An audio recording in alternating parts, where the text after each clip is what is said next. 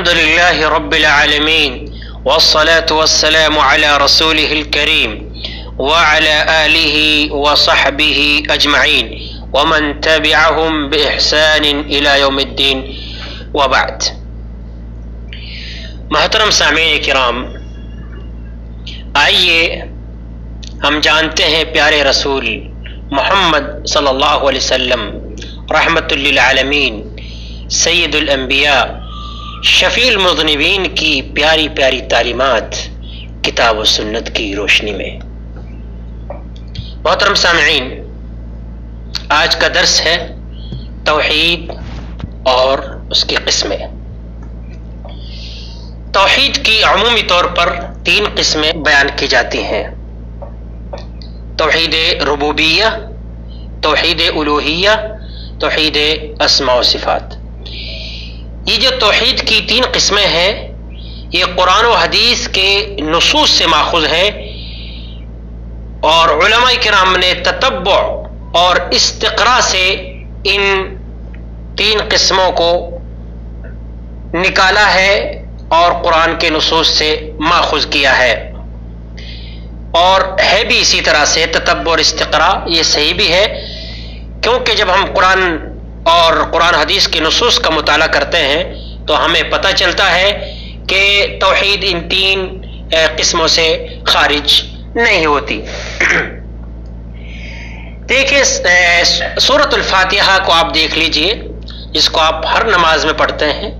پہلی آیت الحمدللہ رب العالمین، کہ تمام تعریفیں اللہ رب العالمین کے لیے ہیں. تو یہ توحید ربوبیت دال ہے، یہ الحمدللہ رب العالمین. اس کے بعد الرحمن الرحیم، تو رحمان رحیم یہ اللہ تعالیٰ کے نام ہیں، اسماء و صفات میں یہ چیز داخل ہے.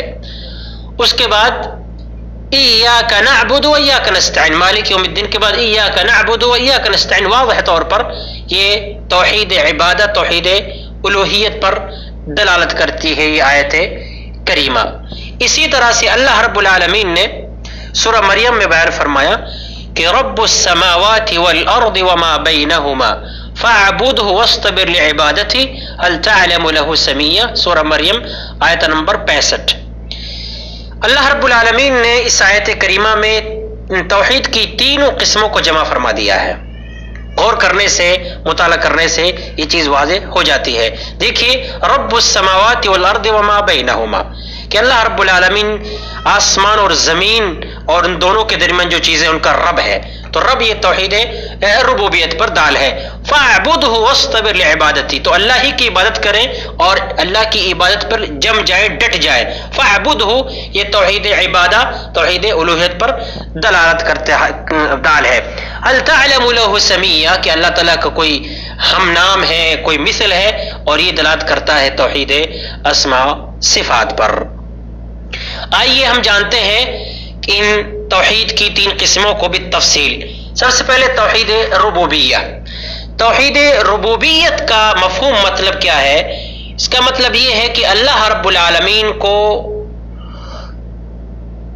افراد اللہ سبحانہ وتعالی بالخلق والملک والتدبیر، یعنی یہ اعتقاد رکھنا کہ اللہ رب العالمین اس کائنات کا خالق ہے، مالک ہے، رازق ہے، مدبر ہے. اس کو توحید ربوبیہ کہا جاتا ہے. اس توحید کو، توحید ربوبیہ کو کفار مشرکین نے بھی، یعنی کفار مکہ نے، مشرکین مکہ نے بھی اقرار کیا تھا، وہ اقرار کیا کرتے تھے. لیکن اس توحید کے اقرار کرنے کے باوجود وہ اسلام میں داخل نہیں ہوئے اور ہمارے پیارے رسول محمد صلی اللہ علیہ وسلم سے اس بنا پر قتل کیا. اللہ رب العالمین نے قرآن مجید میں مشرکین مکہ کی اس توحید ربوبیت کے تعلق سے بیان فرمایا ہے کہ ان کا اعتراف نقل کیا ہے. فرمایا وَلَئِن سَأَلْتَهُمْ مَنْ خَلَقَ السَّمَاوَاتِ وَالْأَرْضِ لَيَقُولُنَّ اللَّهُ، کہ اللہ کے نبی صلی اللہ علیہ وسلم اگر آپ ان سے پوچھیں کہ آسمان اور زمین کو کس نے پیدا کیا تو کہیں گے اللہ نے. تو اس آیت کریمہ سے پتہ چلتا ہے کہ مشرکین مکہ اس توحید کو مانتے تھے، لیکن اس کے باوجود وہ اسلام میں داخل نہیں ہوئے، کیونکہ اسلام میں داخل ہونے کے لیے ضروری ہے کہ توحید الوہیت پر عمل کیا جائے، جس کی تفصیل آگے آ رہی ہے. اس کے بعد دوسری قسم ہے توحید الوہیہ، جس کو توحید عبادہ بھی کہا جاتا ہے۔ توحید الوہیہ کا معنی یہ ہے کہ عبادت کی جتنی بھی قسمیں ہیں وہ تمام کی تمام اللہ ہی کے لیے انجام دی جائیں۔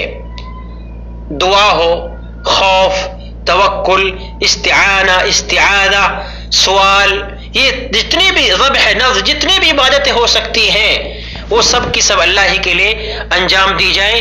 کسی نبی کے لیے، کسی ولی کے لیے، کسی بزرگ کے لیے وہ عبادتیں نہ انجام دی جائے۔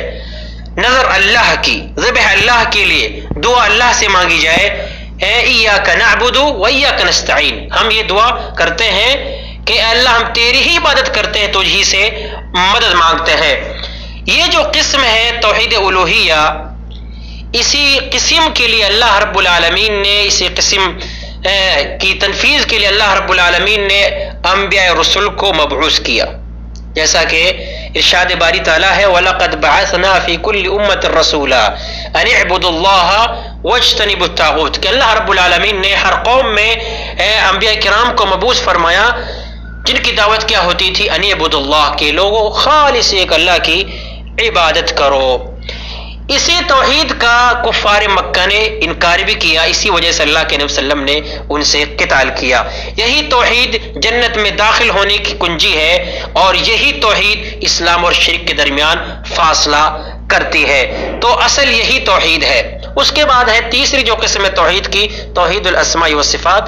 اس کا مفہوم مطلب یہ ہے کہ اللہ رب العالمین کے جو اسما، جو نام، جو صفات قرآن و حدیث میں بیان ہوئے ہیں، ان پر بغیر تحریف کے، بغیر تعطیل، بغیر تشبیہ کے، تمثیل کے ایسے ہی ایمان لایا جائے جیسے وہ بیان ہوئے ہیں، بغیر کسی تحریف اور تعطیل کے۔ وَلِلَّهِ الْأَسْمَاءُ الْحُسْنَى فَادْعُوهُ بِهَا، کہ اللہ رب العالمین کے بہت سارے اسماء ہیں، ان کے ذریعے اللہ تعالیٰ کو پکارا جائے۔